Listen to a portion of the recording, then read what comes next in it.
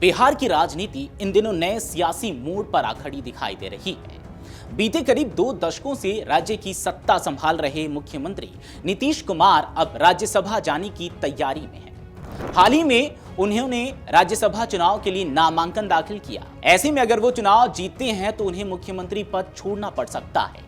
यही संभावना अब बिहार की राजनीति में नई हलचल का कारण बन गई है और हर तरफ एक ही सवाल पूछा जा रहा है, नीतीश कुमार के बाद बिहार की कमान किसके हाथों में होगी। इसी राजनीतिक घटनाक्रम के बीच एक और दिलचस्प मोड़ सामने आया है। अब बात राजनीति से दूर रहे नीतीश कुमार के बेटे निशांत कुमार के 8 मार्च को जनता दल यूनाइटेड की सदस्यता ग्रहण कर सक्रिय राजनीति में प्रवेश करने के बाद से उठ रहा है। उनकी अचानक हुई राजनीतिक एंट्री ने राजनीतिक हलकों में चर्चा को और तेज कर दिया है। निशांत कुमार लंबे समय तक सार्वजनिक राजनीति से दूर रहे हैं और निजी जीवन में ही सक्रिय नजर आते थे, लेकिन जैसे ही उन्होंने पार्टी की सदस्यता ली, पार्टी के भीतर उन्हें लेकर नई बहस शुरू हो गई है। जदयू के कई नेता और उन्हें पार्टी का युवा चेहरा बता रहे हैं।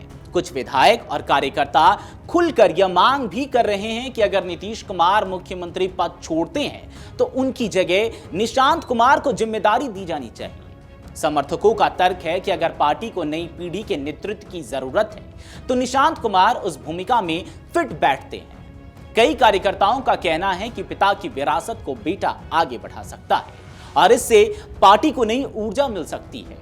यही वजह है कि हाल के दिनों में जदयू के कुछ नेताओं और कार्यकर्ताओं की ओर से निशांत कुमार को सक्रिय राजनीति में आगे लाने की मांग भी उठी है। हालांकि इस पूरे मामले पर पार्टी नेतृत्व ने फिलहाल सावधानी बरतते हुए कोई स्पष्ट संकेत नहीं दिया है।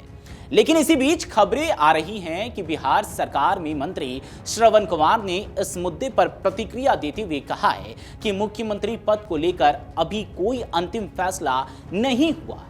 उन्होंने साफ कहा कि बिहार का अगला मुख्यमंत्री कौन होगा, इसका निर्णय राष्ट्रीय जनतांत्रिक गठबंधन यानी कि एनडीए का शीर्ष नेतृत्व करेगा। लेकिन श्रवण कुमार ने यह भी कहा कि अगर कुछ नेता या समर्थक निशांत कुमार को मुख्यमंत्री बनाने की मांग कर भी रहे हैं तो यह स्वाभाविक है। समर्थक अपनी राय रखते हैं, लेकिन अंतिम निर्णय गठबंधन के वरिष्ठ नेता मिलकर ही करेंगे। बिहार की राजनीति में इस समय कई संभावित नामों को लेकर चर्चा चल रही है। इसमें भारतीय जनता पार्टी के नेता और वर्तमान उप मुख्यमंत्री सम्राट चौधरी का नाम भी प्रमुखता से लिया जा रहा है। सम्राट चौधरी फिलहाल राज्य सरकार में गृह विभाग संभाल रहे हैं और संगठन में भी सक्रिय भूमिका निभा रहे हैं। खबरों की माने तो हाल ही में केंद्रीय गृह मंत्री अमित शाह ने उन्हें दिल्ली बुलाया था, जिसके बाद राजनीतिक गलियारों में यह चर्चा और तेज हो गई कि भारतीय जनता पार्टी भी अपने संभावित नेतृत्व को लेकर रणनीति बना रही है। इसी बीच गठबंधन के भीतर भी अलग अलग राय सामने आ रही है। कुछ नेता निशांत कुमार को मुख्यमंत्री बनाए जाने की बात कर रहे हैं, जबकि कुछ का मानना है कि राष्ट्रीय जनतांत्रिक गठबंधन में मुख्यमंत्री पद भारतीय जनता पार्टी के पास जाना चाहिए।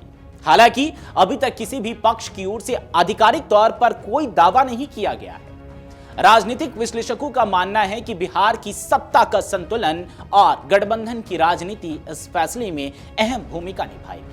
फिलहाल बिहार में मुख्यमंत्री पद को लेकर सस्पेंस बरकरार। जदयू की ओर से फैसला गठबंधन नेतृत्व पद छोड़ दिए जाने के बाद यह सवाल और भी दिलचस्प हो गया है कि आने वाले दिनों में राजनीतिक समीकरण और गठबंधन की रणनीति ही तय करेगी कि बिहार की कमान आखिर किसके हाथों में सौंपी जाएगी। लेकिन इतना तय है कि निशांत कुमार की राजनीति में एंट्री ने बिहार की राजनीति में एक नया अध्याय और नया सस्पेंस जरूर पैदा कर दिया है। बिहार की इस राजनीति को लेकर और सीएम की इस रेस को लेकर आपकी क्या राय है, कमेंट सेक्शन में जरूर बताते जाएं। अगर आप ये वीडियो YouTube पर देख रहे हैं तो हमारे चैनल को सब्सक्राइब कर बेल आइकन दबाएं और Facebook पर देख रहे हैं तो हमारे पेज को लाइक करें।